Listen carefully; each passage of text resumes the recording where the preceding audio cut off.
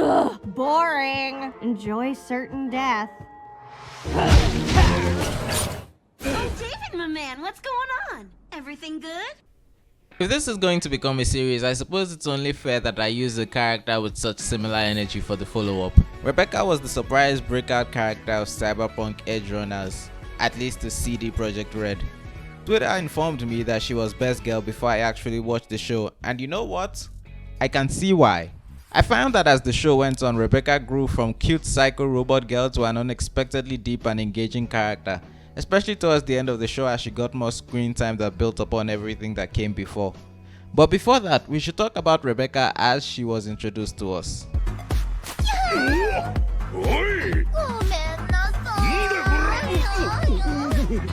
Haha. Rebecca is a much simpler character before the time skip, and what makes her so endearing on sight is the combination of her personality and design that can basically be summed up as, how do they fit so much crazy into such a small body? Now, I would be remiss to not mention the whole lolly controversy, and that was it. Edgerunners has a myriad of crazy designs that are quick to catch the eye of the viewers, and Becca is no exception. With pink tattoos that stand out against her stark white skin, green hair and red and green eyes, combined with her short stature, hers is not a design you will be quick to forget. Especially with how bold and confident the animators are in portraying her, whether it's showing how cute she can be or how angry and deranged. And to top it off, she later gets large hands added to her body that allows her to shoot bigger guns, because that is a must for her. And while she does look cute, she's definitely as dysfunctional as the rest of the crew. I mean, just look at her when David delivered Pillar's new hands.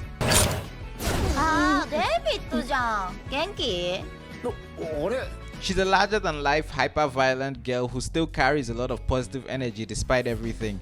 And while almost everyone in the crew is larger than life, not everyone gives off the same energy of jumping in, guns blazing and laughing that she does. This is in sharp contrast to the other prominent female character in the show, Lucy, who's a lot more understated in her existence. Even Rebecca points this out when she asks if David would like her more if she was more cold, distant and nerdy. But let's put a pin in that. Between her design and boisterous personality, it's already a winning formula. However, we can't really talk about Rebecca without talking about the event that kickstarted her character shift, Pillar's death. This came as a shock to both the audience and Rebecca. The audience because it's a moment which makes us go, wait, these guys can die? And for Rebecca, it's shocking because that's her brother. And she goes berserk trying to take down the cyber psycho that killed him before in her rage also shooting her brother's corpse. One thing worth noting is that she talks about the fact that she was supposed to be the one to kill Pillar, which may seem strange until you remember that everyone with implants is on a slow descent into cyber psychosis, which means that eventually, if you don't get killed on the job, somebody's gonna have to put you down.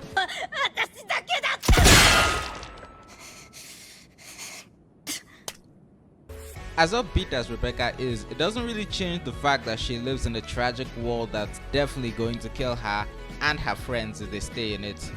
And the realization coming from her brother's death creates a big turnaround for her character, as well as an association with that turnaround in the audience's mind. When we catch up with the story after Main's death, things are different. David is absolutely covered in chrome and Becca is basically his main field teammate. And she's still the same larger than life personality, but with a bit more darkness.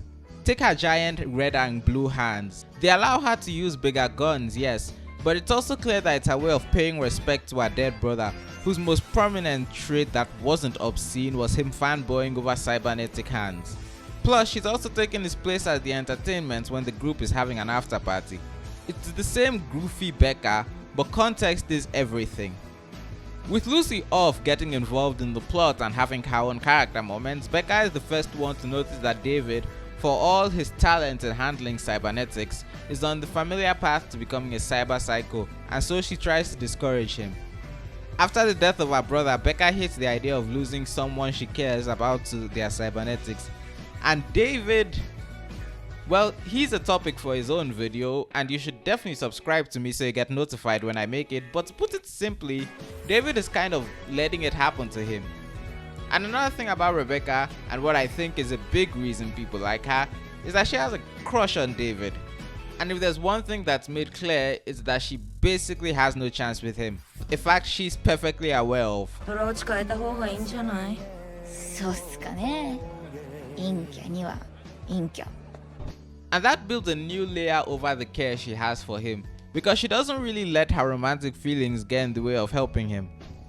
When David begins to be consumed by cyber psychosis, she knows that what he really needs to go back to normal is Lucy, the woman he loves. So she does the job of injecting him with medication to keep him stable as they race to rescue her. あいつに合わせりゃ戻るかもしれねえ。それしか思いつかねえよ。 And by the end of the show, we're on a familiar path with another Edgerunner on their way to dying because of cyber psychosis. Her brother was instantly killed by a cyber psycho. Maine slowly lost his mind as he became one, and by the finale, David is teetering on the edge with only a regular infusion of drugs keeping him sane. The smart thing to do would be to jump ship. And this is Night City, where you shouldn't be able to trust anyone. But Becca's not interested in doing the smart thing. And in the same way she kind of breaks the mold of what's expected of the characters with her personality and design, she also breaks the mold in that she's completely on board to helping her friends no matter what. She simply wants to help the people she cares about. And if that means going forward even as they lose themselves to their cybernetic, that's what she's going to do. And she's going to put her crazy energy into it. ありがとう母さん。行ってみるよ。荒坂タワーのてっぺんに。行こうな。てっぺんまで。 Lucy says that people remember Edgerunners for how they died, though she herself remembers David for how he was long before his death. But we definitely remember Rebecca both for how she was before she died and the tragedy that took her life, dying, screaming obscenities as she walked to protect her friends in the face of impossible odds. A decision that's clearly paying dividends as everyone is going back to Cyberpunk 2077 so they can kill Adam Smasher in many gruesome ways. Johnny Silverhand sends his regards.